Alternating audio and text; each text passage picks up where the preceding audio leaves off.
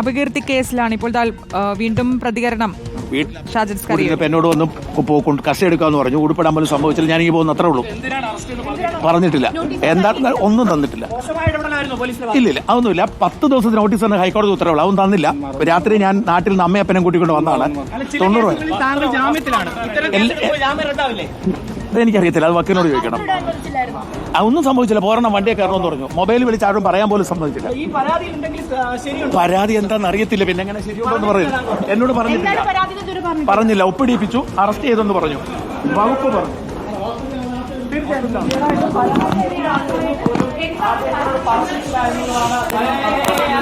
Okay Rinu, എന്തായാലും പരാതി എന്താണെന്ന് തനിക്ക് അറിയില്ല, അത് പറഞ്ഞിട്ടില്ല എന്നുള്ളതാണ് ഷാജൻ സ്കറിയ പറയുന്നത്. വളരെ നാടകീയമായ രംഗങ്ങളാണ് ഇപ്പോൾ അവിടെ നിന്ന് കൊണ്ടുവരുമ്പോഴും കണ്ടത്. മുഖ്യമന്ത്രിക്കെതിരെ പിണറായി തൊലയട്ടെ നടക്കമുള്ള മുദ്രാവാക്യങ്ങൾ മുഴക്കിക്കൊണ്ടാണ് ഷാജൻ സ്കറിയ അവിടെ നിന്ന് ഇറങ്ങിയത്. ഇപ്പോൾ എന്തായാലും ആശുപത്രിയിൽ എത്തിച്ചിരിക്കുന്നു. ഇനിയുള്ള നടപടികൾ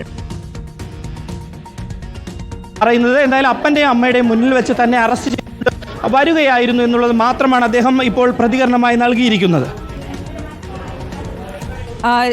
റിനു, അതായത് ഇനിയിപ്പോൾ ഈ വൈദ്യപരിശോധനയ്ക്കായി ആശുപത്രിയിൽ എത്തിച്ചു. മജിസ്ട്രേറ്റിന് മുന്നിൽ ഇതിനുശേഷം ഹാജരാക്കും. ഈ ജാമ്യമില്ലാ വകുപ്പ് പ്രകാരമാണല്ലോ കേസെടുത്തിരിക്കുന്നത്. അപ്പോൾ ഇനിയിപ്പോൾ സാധ്യതകൾ എങ്ങനെയൊക്കെയാണ്? നിലവിൽ ശ്രുതി, നമുക്ക് ലഭ്യമാകുന്ന വിവരം അനുസരിച്ച് മജിസ്ട്രേറ്റിന്റെ മുന്നിൽ അല്പസമയത്തിനകം ഹാജരാക്കും. അങ്ങനെ ഈ രാത്രി ഓപ്പൺ കോടതി അല്ലാത്തത് കൊണ്ട് തന്നെ ജാമ്യം നൽകുവാൻ സാധ്യത കുറവാണ് എന്നുള്ളത്. എങ്കിൽ പോലും അദ്ദേഹത്തിന്റെ അഡ്വക്കേറ്റ് ഉൾപ്പെടെയുള്ളവർ സ്ഥലത്തുണ്ട്. മജിസ്ട്രേറ്റിന്റെ മുന്നിൽ എത്തും. അദ്ദേഹം അവരുടേതായിട്ടുള്ള കാര്യങ്ങൾ പറയും. കാരണം എന്താണ് കേസെന്ന് പോലും തന്നോട് പറഞ്ഞിട്ടില്ല എന്നുള്ളതാണ് ഷാജൻ സ്കറിയ പറയുന്നത്. അതുകൊണ്ട് തന്നെ കോടതി എന്ത് തീരുമാനിക്കുമെന്നുള്ളത് നമുക്ക് പ്രഡിക്റ്റ് ചെയ്യാൻ വേണ്ടി കഴിയില്ല. എന്തായാലും അല്പസമയത്തിനകം കോടതിയിൽ ഹാജരാക്കും. അദ്ദേഹത്തിന് വസ്ത്രം പോലും ധരിക്കാൻ അനുവദിച്ചില്ല എന്നുള്ളതാണ് അദ്ദേഹം പറയുന്നത്. ഷർട്ട് പോലും ഇടാൻ അനുവദിക്കാതെ തൻ്റെ അപ്പൻ്റെയും അമ്മയുടെയും മുന്നിൽ നിന്ന് ഭക്ഷണം കഴിച്ചുകൊണ്ടിരിക്കുമ്പോൾ കസ്റ്റഡിയിൽ എടുക്കുന്നു എന്ന് പറഞ്ഞ് ഈ സൈബർ പോലീസ് സ്റ്റേഷനിലേക്ക് എത്തിക്കുന്നു. എന്താണ് തനിക്കെതിരായിട്ടുള്ള പരാതി എന്ന് പോലും പറയുന്നില്ല എന്നുള്ളതാണ്. നമുക്കറിയാം ഈ നിരവധി കേസുകൾ ഇദ്ദേഹത്തിന് എതിരെയുണ്ട്. ഇതെല്ലാം തന്നെ അപകീർത്തികരമായിട്ട്, അതായത് മോശം അപകീർത്തിപ്പെടുത്തുന്ന തരത്തിൽ ഉള്ള കേസുകളാണ് അല്ലെങ്കിൽ പരാതികളാണ് എന്നുള്ളതാണ്. തൻ്റെ യൂട്യൂബ് ചാനലിലൂടെ ഓരോരുത്തരെയും വളരെ മോശമായി വക്രീകരിച്ച് കാണിക്കുക എന്നുള്ളത് ഇദ്ദേഹത്തിൻ്റെ സ്ഥിരം ശൈലിയാണ് എന്നുള്ളത് എല്ലാവർക്കും അറിയാവുന്നുള്ളൊരു കാര്യമാണ്. അത്തരത്തിലുള്ള നിരവധി പരാതികളും നിലവിലുണ്ട്. ആ ഒരു പരാതിയുടെ കൂടി നിലവിൽ ഇപ്പോൾ പുതിയതായി ലഭിക്കുന്ന പരാതിയും അതാണ്.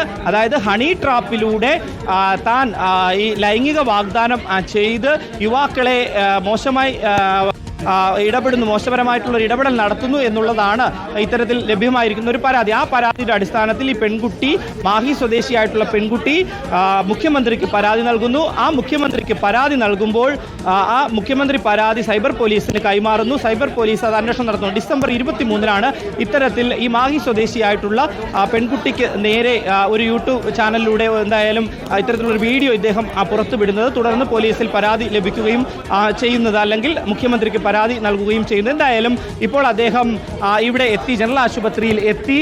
ഇപ്പോൾ വൈദ്യപരിശോധന നടത്തുകയാണ്.